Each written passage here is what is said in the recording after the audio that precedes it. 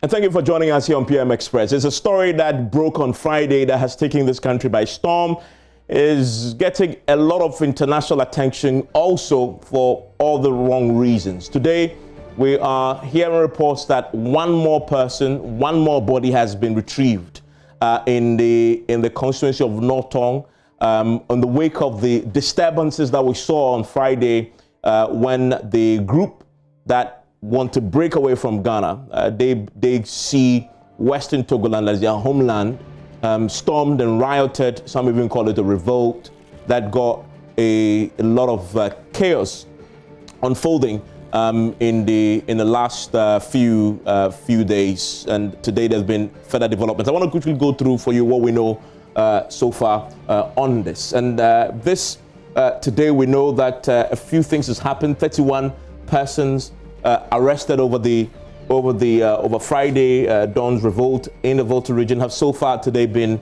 arraigned before court. They've been charged. What do we know the charges are as of today? We know that they've been charged with in conspiracy to commit crime, namely to attend a meeting of the prohibited organization.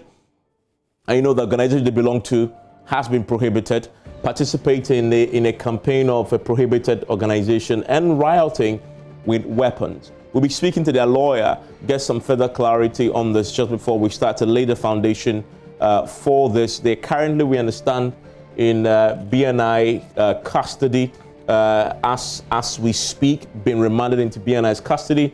We also know that the BNI and other security agencies we know are told by the state prosecutor have left Accra to the Volta region to conduct further investigations into this particular matter. A reason why they made a case to the court today to say we want to keep them for longer as we continue with our investigations. Also, lawyer for the accused persons, he's been speaking today. He made an application for bail, but that we understand has been rejected by the court and fixed for the next adjourned date. It's going to be on the 13th of October when they return to court for that particular hearing. So you're going to have to be in the custody of the BNI for a while in the wake of the disturbances that we saw. Now, what is the genesis of all this? The alleged separatist group in the early hours of Friday, if you've just waking up and haven't heard the biggest news in Ghana, they blocked major entries into the Volta region, claiming independence as Western Togoland. I'll quickly go into a very brief history behind it, because this has been happening for a while. This is not the first time this has exploded, but nothing on this scale, by the way. This is the most serious. We've seen 2 lives lost already, 1 body retrieved today. So bringing the number to 2. The circumstances surrounding the second death is still unraveling. We're beginning to understand a bit more about this, and we'll probably get a further details on this. But last week, Friday, when the military and police issued a joint statement, they announced that 1 person was shot and killed in the process of trying to bring calm. The military and the police had to return fire, because remember that when they broke the armory, they broke into the police station. They also stole weapons, and so some of them were armed. The group, and this is by the way, what you see there is a picture of the police station, the counter, the police counter. If you look closely, you will see a police helmet on the counter here in your picture. Almost 50 people, we understand, attacked this Avayime and Mepe police stations, possibly taking over both the stations and making away with the weapons. And you see there complete damage, ransacked completely this particular police station in Avayime and Mepe. They also seized 2 police officers, in fact, held them hostage. The officers, including the police chief, injured one at the Avayime police station while hoisting a Western Togoland flag. Some of the police officers, in fact, the police officers had to be flown into Accra for medical treatment. That's how serious it was. 1 member of the group is reported, we understand, to have died in a fire exchange with the police. Today, as I've said, 1 more body has been found in the bush. A farmer discovered the body, and the police has been sent in to retrieve it. It appears that the person may have also been killed in the process. The investigation is still ongoing to establish that quite firmly. Now, there have been some concerns. As you can see, this comes at a time when The political temperature is rising. If we have an election in a little over 2 months. And so this is also playing into that bigger political campaigning picture. We've heard the NDC speak on this, accusing government of not doing enough security-wise to nip this in the bud. In fact, today we've heard from John Mahama speak also, talking about the lack of inclusiveness is what may be fueling the latest revolt that we saw for those who want to break away from Ghana.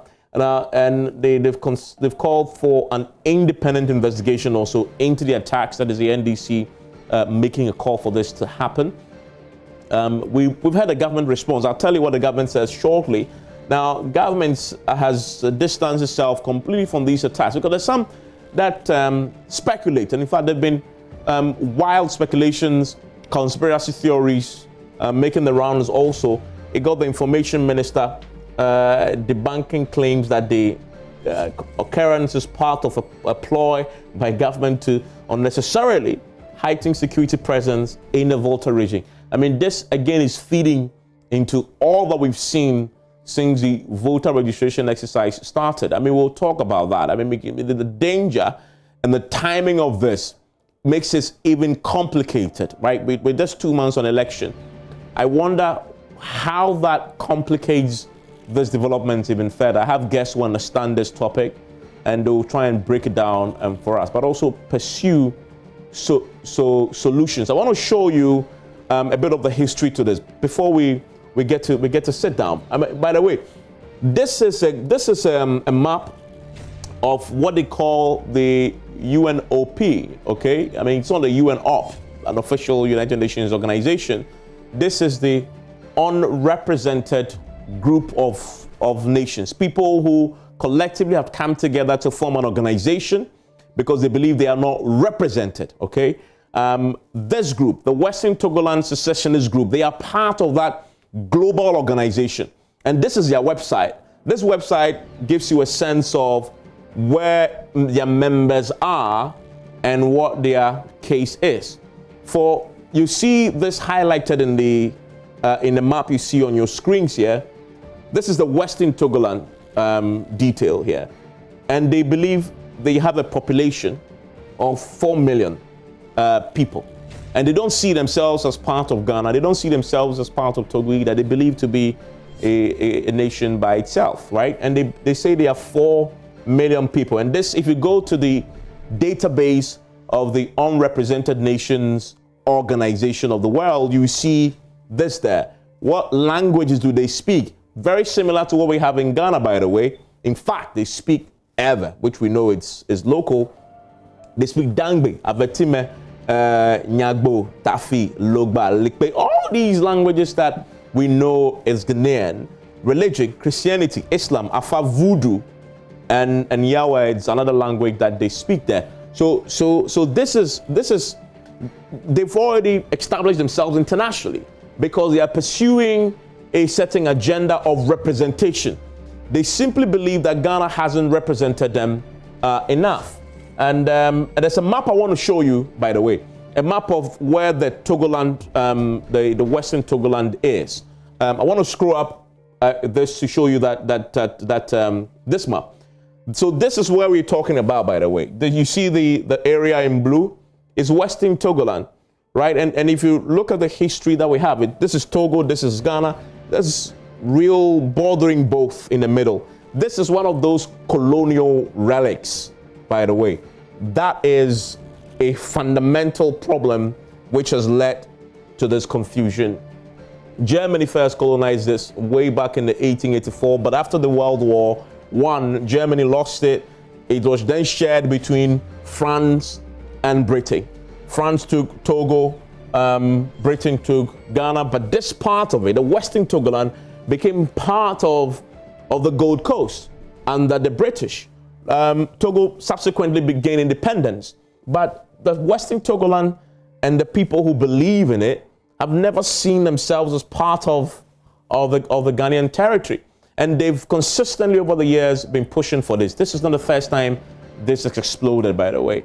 Now, I have my guests who are joining me. This is just a brief history to this. But there's a lot more that history can teach us possibly in how to resolve this. And I'm delighted to say that I'll be joined shortly by Emmanuel Bombande, former Deputy Foreign Affairs Minister, a conflict resolutions expert, formerly with WANEP. He's traveled the world, he's seen it and done it. I mean, I'm curious to know, how do we resolve this, looking at our history?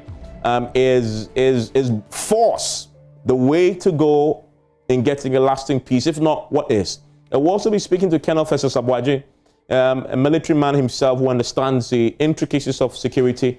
We'll talk to a lawyer, Mr. Martin Kwebu, in the wake of the legalities that are emerged, and speak to the lawyer for the 31 people who have been arrested today. Want to stay with me, because as we get into this, the history, the law, but the conflict resolution input that this will need for resolution. Stay with me here on PM Express.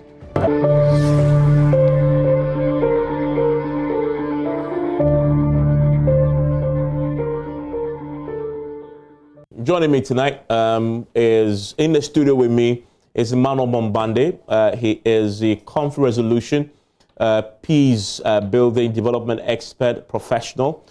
He's also a board chair, global partnership for the prevention of armed conflict. Just the man to talk to in the wake of this chaos. Also joining me via Zoom is Colonel Festus Abuaji, a retired as a security analyst. I'm grateful, sir, for joining us. You've been helping us with a lot of the unpacking of the security issues. Also joining me, as you can see, is Theophilus Donko. He is the counsel for the alleged secessionists. He's been in court today. We'll also be speaking to Martin Kwebu, who is a private legal practitioner. In fact, I want to start with you, Theophilus Donko, because you have the latest on this unfolding drama. 31 of your clients were arraigned before court today, charged with a host of very serious crimes, including rioting with offensive weapon and being part of a forbidding or prohibited organization. Tonight, as we speak, we understand they are in BNI custody. If you can clarify that for me, and your own efforts at trying to arrange that they can have access both to you and to their family. Thank you, Evans. Today we were in court. My clients have been charged with 3 counts. The first count is conspiracy to commit crime, to wit, rioting. They've been charged with rioting, but they did not mention in court that they were rioting with any offensive weapon. They were also charged with unlawful assembly. I must also state that none of the 31 persons that were arrested on Friday, no weapon, no offensive weapon, nothing whatsoever was found on them. Today in court, the prosecution said that they themselves came to court and said that the court has no jurisdiction, after I have confronted them with the fact that per section 45 of Act 30, they were supposed to try the case within the Volta region, which has jurisdiction over where the crime was committed. So they themselves came to court again and said that the court has no jurisdiction, and that the only reason why they are in court is to remand the 31 persons who has been charged with the offenses as presented to the court. I applied for bail for the accused persons. The court had a different opinion that he was going to remand them into BNI custody for the police to conduct their investigation and report back to the court on the 13th of October 2020 for the court to determine whether indeed these are the persons who were actually committed the crime that they have alleged to have been committed. I mean, Evans, yes, go on, please. If you look at your video, when you first broke this news, yes, the secessionist group, you realize that they were all in uniform. They were wearing black with inscriptions, and then green khaki trousers with, but if you look at the accused persons who were in court today, they are people, some of them were in dresses that were going to farm, some were traveling. These were not part of the secessionist group. And they have made it clear to me, and they have told the police during their interrogation that they do not belong to this secessionist group. Nobody has recruited them. Nobody has extended a hand of invitation to them. So they are not part of this secessionist group. And then the court also went further to say that they should grant access to me and their relatives. And then further, the court ordered the police that they should give the accused persons the basic necessities of life, because they told me in court that they were hungry, they have not eaten, they have not bathed all the 3 days that they have been in BNI custody. So they need these basic necessities of life. And I made the application to the court, and the court agreed with me on that score. Yeah, I mean, let me ask you though. Let me ask you though. I mean, I'm just reading the charge sheet. It appears from what the state is saying that all these 31 people were all arrested within or around the crime scene as it unfolded on Friday. Yes, they were at the crime scene.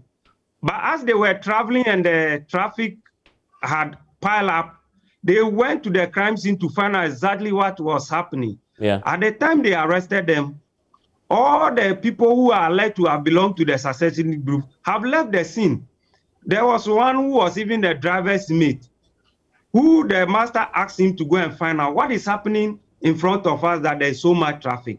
So these are persons who are not connected to the crime whatsoever.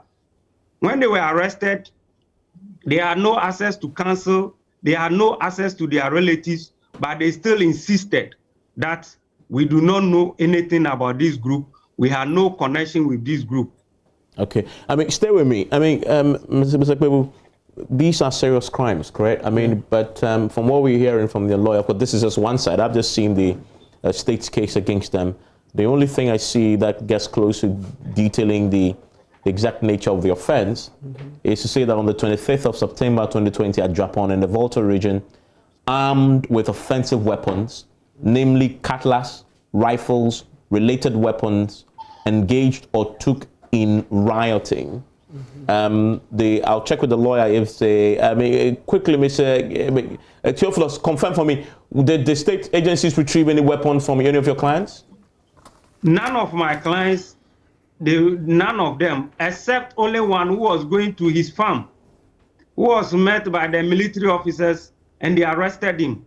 So he had a cutlass. Or what did he have? He had a cutlass. Okay. I mean, stay with me. I mean, so these are serious offenses. What is it that the state would need to prove to make this hang? Okay. So when you say conspiracy, okay, so conspiracy involves the agreement between two persons to undertake a criminal enterprise, okay, anything criminal. So two minds must agree that we want to do something, and it turns out that that activity is prescribed by the state. So let's say this persons, one, if you want to riot, the state ordinarily doesn't give permission for people to riot, okay? So that if you do anything, and under rioting, you need at least 5 people. And since they are 31, it means they are more than 5, yes. So that you engage in brouhaha, you know, noise-making, commotion, okay, in a way that would disturb the public peace, okay? Once you agree that we are going to undertake that conduct, so for conspiracy, one of the key elements that you have two minds. Number two, then there is that agreement. There must be clear agreement that we will undertake this enterprise, and it turns out that that enterprise is. And the state must prove that all these 31 conspired, they agreed, they talked about this. You have to show all that. Excellent. So that one is really a tall order. Tall order, conspiracy. But if it comes to the substantive offense, generally it's easier because we have some changes in our law on conspiracy, because now they want agreement. It's those days. Under the old law, if you were found together, then they could infer that, look, okay, you are working together. But now they say agreement. Yeah. How serious are these crimes? Are these charges? I mean, what does it come with? Yeah. So with the offensive weapon, right? Yeah, I mean, offensive. That one is a second-degree felony. It comes with up to 10 years imprisonment. I see. 10 years. So from a fine upwards, 1 year, 1.5, on and on, up to 10. Then, when it comes to the rioting, that's a misdemeanor. So you see that it's with the offensive weapons that elevates it. I want to bring in Mr. Bombande now. Mr. Bombande, so, I mean, there's a question about the best way to deal with this. So far, at least from the public end, we've seen that the approach is to crush it using, I mean, the coercive forces of the state. I mean, sending military, etc. to do that. First, give me your general reaction. When you were there and you heard the story break, I panicked when I heard the story. I'm like, what's happening down here? I mean, I don't know what your initial reaction was when you first heard the news on Friday. First of all, your capacity to respond begins with your capacity to acknowledge the magnitude of the problem and therefore evaluate the level of threat and how then you equally respond. So my attitude has been that the role of the security up to now is to protect the sovereign territory of Ghana. I'm not yet at the point in which I see them engaging with the enemy of the state. Precisely because your earlier conversation with the lawyer of the 31 perpetrators, alleged perpetrators, is basically revolving around a crime that has been committed, which is different from what you might call a secessionist threat on the state, which is treasonable, which is basically attacking the sovereignty of the state. And by doing so, trying also to undermine the well-being of the people, the population, so that the security agencies must protect the people because it's the responsibility of the state to provide protection for its people, and whilst doing that, protect its sovereign territory. And that is why when you ask me, how did you feel? My immediate reaction was, we do not take these issues seriously in Ghana, and that is our undoing. Now, thank you for trying to give us a bit of the historical analysis of what you might call groups that had grievances. In the work that I do, you are able to come to the table because of the people you represent. So, point number one, I have not heard any group in Ghana associating with these different groups, whether it's the Steady Group Foundation or Western Togoland, that they represent them. In fact, it's for the first time I just saw in your screen, my ethnic group was listed. If you go to the Upper East, our traditional Paramount chieftaincy issued a statement, which is the general Kusauk traditional area in Boku. But if you look at our different ethnic groups like the Busanga and the other different groups, none of us has ever in our lives had any association or heard any story. And I grew up listening to all the stories from my grandfather. I would have heard. So I see a lot of opportunism, and that is why my second reaction is, let's make sure that the people who are committing what we consider today to be crimes against the state and the people of Ghana are the ones who will be prosecuted, and not to go around this circle of scapegoats who have no influence, who are 31 in number. Then we feel psychologically satisfied that the people who were arrested were behind the crime, we've prosecuted and locked them up, when the real masterminds then continue to roam around. Because then we would not even have touched the problem. We've not even acknowledged the problem, how much more to respond to it. I mean, you raise a very important point, and I want to bring in Colonel Festus Abuaje into this. I mean, Colonel, from a security standpoint, because to be part of the Unrepresented Nations and Peoples Organization, the UNPO.org, and it's a very established, well-run organization, it appears this group is well organized.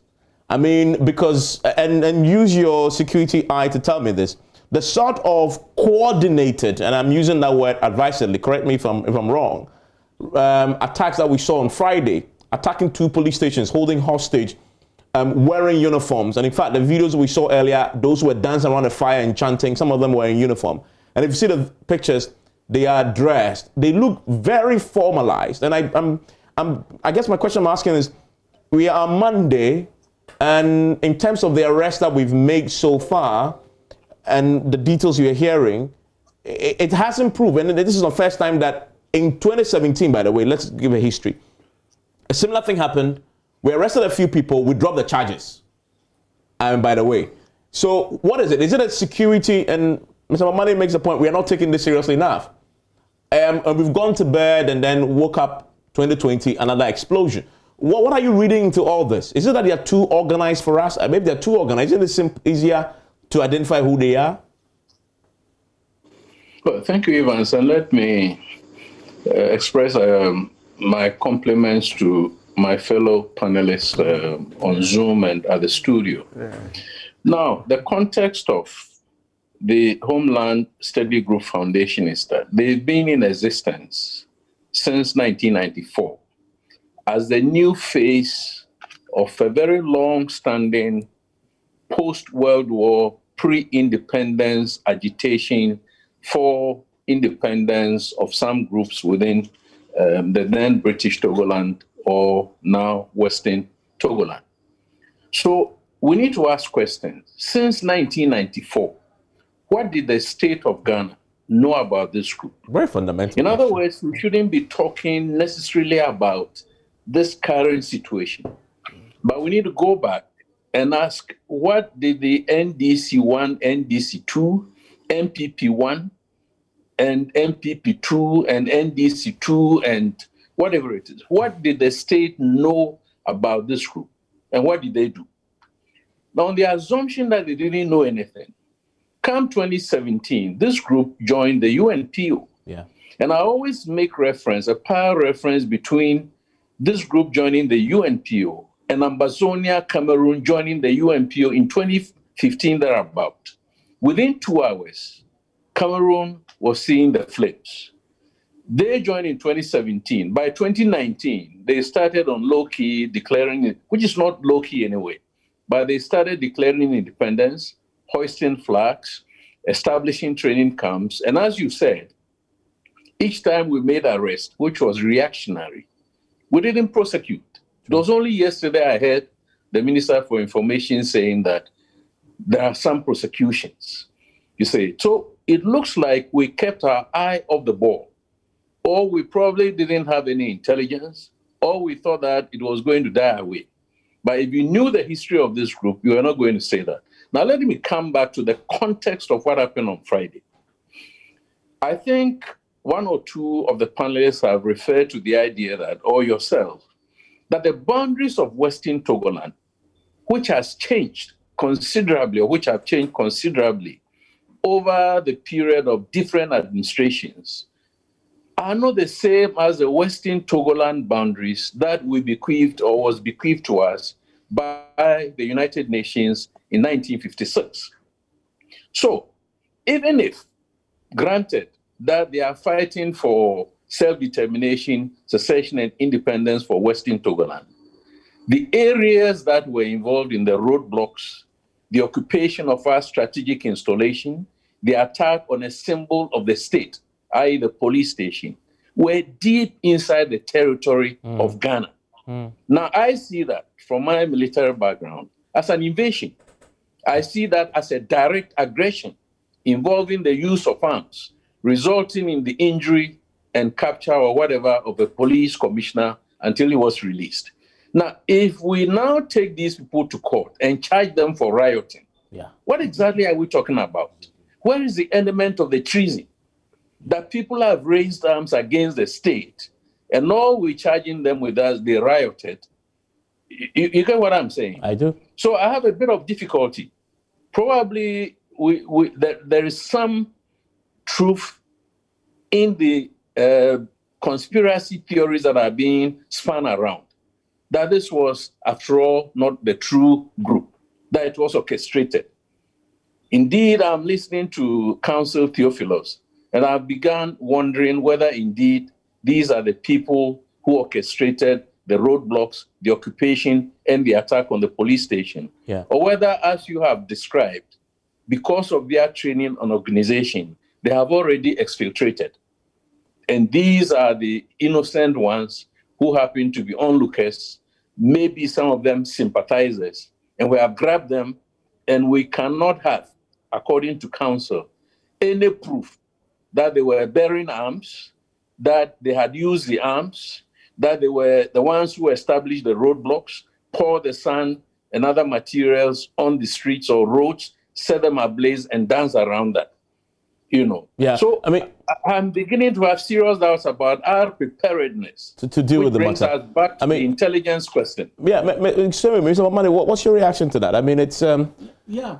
Thank you, Colonel Festus Abaji. Yes, Colonel Festus Abaji, for bringing that very rich security background. I started by saying, acknowledge the problem at the level of its seriousness. You think we have not taken this seriously now? Exactly, because you asked the question, how should we respond? Yeah. If we don't even consider this serious, then the response you see is the prosecution, the alleged 31 who are accused of rioting. Yeah. And I totally am in sync with the colonel that, is this rioting? But the point I want to make is to now maybe refer to some of the statements that are beginning to come. Point number one, the regional minister of the Volta region is speaking. The information minister is speaking.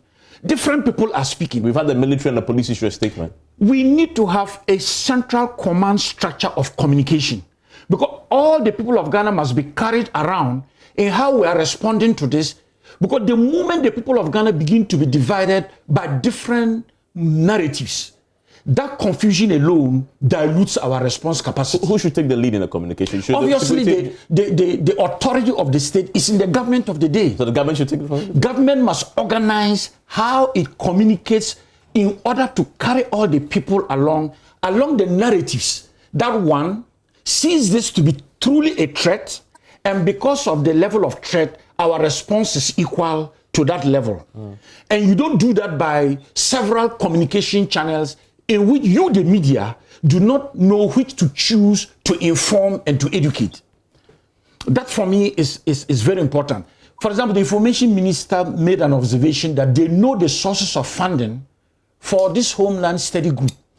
In a situation like that, you don't tell the people of Ghana that you know the sources of funding and you don't name the sources. Or you know who are the funders and you don't name them. This is not a joking matter. This is a very serious matter that the state must take at the highest level of threat as much as possible. And from what Colonel said, you can see the elements of destabilization that are part of this. In all sincerity, it might not be that they can succeed in their objective, but their objective would have succeeded if they succeed in creating destabilization, confusion, particularly as we prepare for elections. And that is why the level of seriousness from the state is as important as how we respond. Or if I put it another way, our response capacity is built around how serious we take this threat. I mean, Martin Kpebu, so both Mr. Bombande and Kenneth Abaji has talked about the charges, right? And I think Bombande first mentioned the point about treason. But you see something else. I mean, if you listen to Kenneth Abaji, everything else he's seen with his military mind says this is far more serious than rioting. Using your legal experience, what would account for this? Is it because the state, as I mentioned, maybe it's not taking this seriously, or they don't have the evidence to charge them with treason yet? But then again, listening to what we witnessed and the fact they want to break away, we had pictures, right, of people holding flags, wanting to break away. These are caught on camera, people's images, we saw it. That's the action we saw, the ocular evidence we saw, fit a treasonable charge? And if that's the case, why it doesn't fit? It doesn't. Okay. It doesn't. So unfortunately, I have to disagree. Okay. You see, Evan, look, our criminal laws are very, very draconian. Look, when a few of our fellow citizens get up to express some grievance, okay, you just don't take what we call the most draconian of the laws and throw at them. No, you start from a more humane phase, okay? Don't forget that, look, the right to self-determination, it's not as if it's all cut and dry that the right to self-determination is curtailed. No, you see, I don't want to go too much into it, but it's just to tell you that let's not just assume that, look, anybody who gets out to voice any discontent and says, I want to be alone, then it just means just throw the criminal laws. No. Sometimes you would have to engage them. I think rather the state must be commended for using this approach. You first. What is the benefit of this approach? Legally? You'll be more humane. You'll be more humane. When the people want to, no, in essence. Yes. Listen, this is where the problem is. People just get up. Oh, no, crash them. Who says that violence has always solved everything? But I think the lawyer who says just crash them.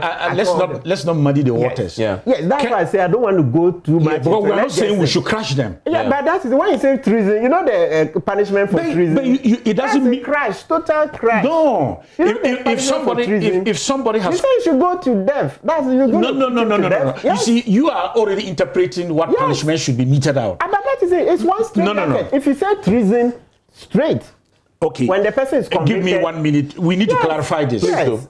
There was a coordinate. The conspiracy element. You will not deny it. Okay.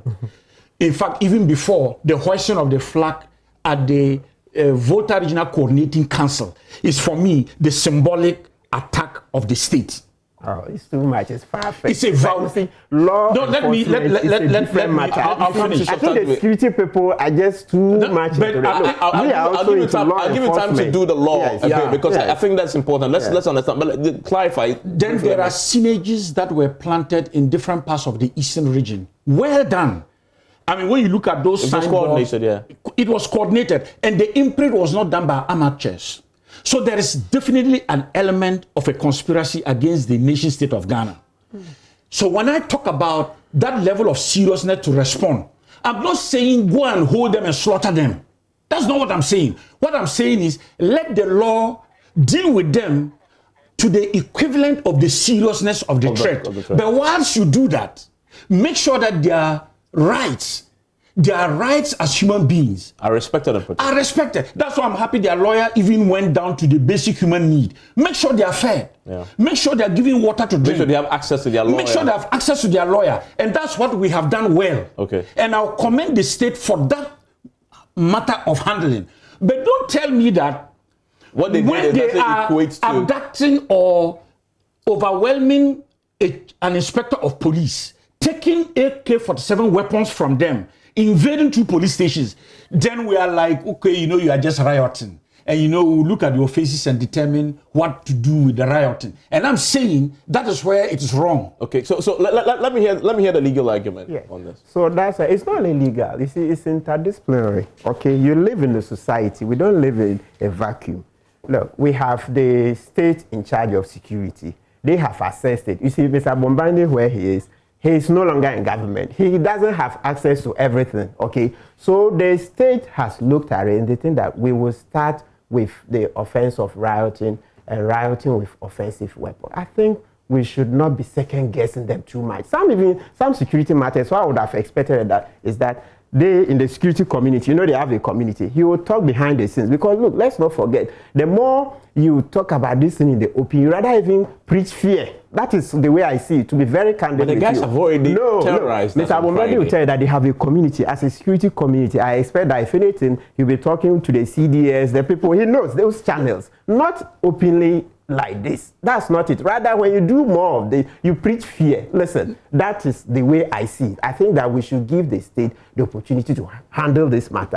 As and when it goes, we will not get there. I think that there are enough breakers, there are early warning systems in the system. You and I, from the little that I also know, there are early warning systems. Based on the facts that unfolded on Friday, the fact that the people had a clear objective, to break away from the country, right? And they carried the action. It was an attack on the state of Ghana. You don't equate it. That's what we did the last time with the kitchen. But by the way, you saw where it led us to. You remember the kitchen? Okay, that's true. I think we are learning. Let's take it easy. There are security people. You know how the intelligence. No, but you brought Mr. Mohammed, I'll come to Mr. Budget too, because he brought a very important precedent. The precedent of the guys who were accused of trying to attack the president. They were charged with treason. I mean, that fell apart quite quickly. I mean, so your point is that start where you started. Yes. And then when you find evidence that really ties them to treason, they probably graduate there. That is it. But yes, so at this level, that's just the right way. And also, you just don't go with fully violence. We will prosecute you to the fullest extent of the law. No, listen, if you look all over the world, sometimes it's not just one approach, but it's eclectic. You also will engage them. You will engage them. Okay. Do you want us to go? Look, South Sudan, what happened? Eventually, was it not agreement that solved it? You remember the Nigerian Biafra war? They ended up killing millions of citizens. What did we get? You see, come to Eritrea, Ethiopia and Eritrea, decades. Eventually, they had to talk. This in America, in Iraq, Fallujah, all those in 2003 bombed so many. Eventually, they had to talk. So I think there's something I'll come to shortly. But I want to pick because one of the things I want us to discuss is the suggestion is made, and this is very important what we'll discuss. Should we adopt a different approach? Should we engage? Should we open talk? Should we dialogue with the group? Should we invite the group to sit and talk? I'll come to you. I know that this is your area. They didn't start today. You see, let's come to SMCD 20, 1976. That was when we passed that law. It tells you that there was history around it. You check Professor Amenume's writing, 1976. So around that time, these agitations came up again. So from the independence era, there were other skirmishes, and then 1976, bigger ones. Today, and even in the 90s, it happened again. Today is back. So it tells you that, look, your threat of prosecution hasn't solved the problem. So adopt a different approach. Yeah. I want to give Kenneth first about you 2 minutes, if you may. I want to take a break, but 2 minutes to respond to this, and I'll come back and have the conversation about should we be engaging them. Kenneth. Yeah, I respect the views of my good friend, Leonard Counsel, Martin Pebu, but let me beg to disagree with him. Now, let's remember that on the 9th of May, 2019, this group declared independence. Now, if they have declared independence, they must assert their independence within what they could define as the territorial boundaries of Western Togoland. My understanding of what happened, and I want to say that from a military perspective, they penetrated deep into the territory of Ghana and aggressed the state of Ghana, involving the occupation of a strategic installation, as well as an attack on a symbol of the state, which is a police station, causing injury, and then the counter, fire resulting in deaths. What else qualifies as treason or aggression, if this is not? So are we saying that when you go to steal a goat, for instance, then you go to court, so humanitarian, human face, and therefore please go away and don't go and sin again? You see what I mean? We have had precedents or precedences where we have taken them to court, asked them to go and reform and not join the group, and the group is escalating its activities. Now I'm warning that once they have a strategic objective to succeed, to self-determine, and to gain independence, and they have joined the UNPO, which is giving them resources, including organizational, coaching, probably funding, how to structure themselves, how probably to conduct their training activities, including the military wing that they have, which is the People's Liberation Council. Yeah.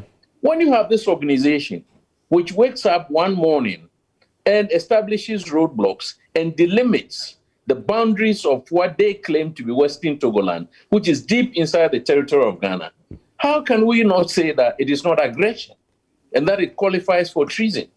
Then let's wait until the bombs start flying around in Accra, which could be the next phase of the struggle. That bombs will be thrown in and around Accra, and then we'll say that no, these are rioting, they are civil disturbances, and so on. That is not the way I see it. But I say that I respect the views of Martin. I want to take a quick break. Mr. Bombande, I'll come back to you shortly after a quick break. When I return, I'll hear the thoughts of Mr. Bombande. I don't move into that conversation about the military legal approach. Mr. Kubu has said we've tried it before. Should we try a different approach? Dialogue. Stay with me. You're watching PM Express here on the JoyNews channel. My guest is Emmanuel Bombande. He is a conflict resolutions expert. Kenneth Obwaje is a security analyst. Martin Pebu is a legal practitioner, and we had off at the beginning the lawyer for the 31 arrested persons, the Theophilus, who join us. Mr. Bomani, let's talk about the suggestion that the approach of people adopted so far over the years, from decades, have failed. As the security military approach, arresting and prosecution approach, and so let's try dialogue. What do you say? So you are framing it in the context of what we understand to be the problem. If the problem is rioting, the criminal aspects of our jurisprudence will deal with it. But if the problem is not rioting, but it is around what we have described with Colonel Festus Abuaji, you don't simply use a criminal approach to deal with it. You use a multiple approach.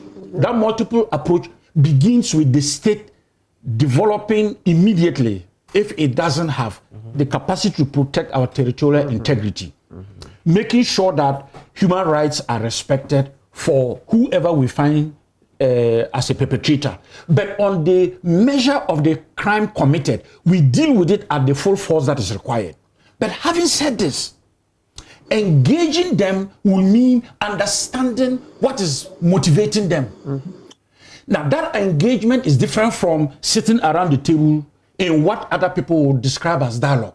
Because dialogue means you understand the motive behind what people are carrying. Is there a just cause? They are marginalized for some reasons. They feel excluded for some reasons. And you want to dialogue over how they are included, over how their rights are protected. But as we speak, who are they? We don't know them. When the Ghana Armed Forces goes to the Volta region, who do they see to fight? So the issue... But they are organized because they are part of the UNOP. But they are organized in such a way that they are invisible. Sure. And that's what even makes it a more serious threat, because it's asymmetric. And so your capacity to deploy your intelligence, your capacity to understand this group and what is happening. Colonel brought the aspects of the international connections, how they are brought to understand that they are negating our own Pan-African principles, in which we are promoting Pan-African unity and not people trying to secede. All this becomes an engagement, but an engagement that is happening in the right context. But so should government engage? Government should engage, but I don't want the engagement here to be misunderstood. Okay. If we misunderstand what engagement is, then what we are saying is that it doesn't matter what crime is committed against the state.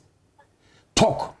Then the question then is, why are they there to ensure that people's rights are defended? Okay. I want to give a quick, because of one time, kind of what do you say on this question? I mean, what should a different approach be adopted? Hello, Colonel. What do you say to this briefly, if you may? Should a different approach be adopted? Yes, I can. Yeah, I can hear you. Yes. Should a different approach be adopted Friday, briefly? I've been suggesting that the way we need to go about this is to define our national strategy. Okay. To my mind, we don't have. But as part of that national strategy, immediately, it's very, very necessary that we reclaim the public information territory. Yeah. Government must tell Ghanaians what it knows about this group, their activities, and what it is doing about them. We need, as part of that strategic strategy, a certain intelligence component, security operations component. We need public information component. And then, of course, I maintain, I don't necessarily condemn anybody who says that we must not engage. But I think if you argue that you don't talk to whoever is your enemy, you are making a big mistake. And we can go to Liberia and see how for several years, 1989, 1990 August, until 1995, before ECOWAS realized that its strategy of not engaging Charles Taylor and seeking to win the conflict on the battlefield was counterproductive. When we engaged Charles Taylor, we had an outcome. Unfortunately, a very good outcome. But eventually in 2008, by other enemies. So the range of... Goodness me! I mean, but that's a very important point, a good example. So you stand by engaging. Yes, and we cited other examples from other parts of the world. Even apart from the Iraqi ones, I mentioned Eritrea, Sudan. You also even mentioned the Afghanistan. Yeah, and currently they are talking. So it's a very complex matter. I think we are all saying the same thing. Yes, we have 30 seconds. So engagement must be in its right context. You know, throughout my career, I support promoting dialogue. So in this case, what should be the context? What should be the end goal of engagement? Don't use those examples in our context. Okay. Because in Liberia, the territory of Liberia was occupied by Charles Taylor. Yeah. You need to negotiate. So that type of dialogue negotiated an end to the war. Ours is not yet to that level. So if that is the case in terms of the threat, then it informs our response. Okay. But we are saying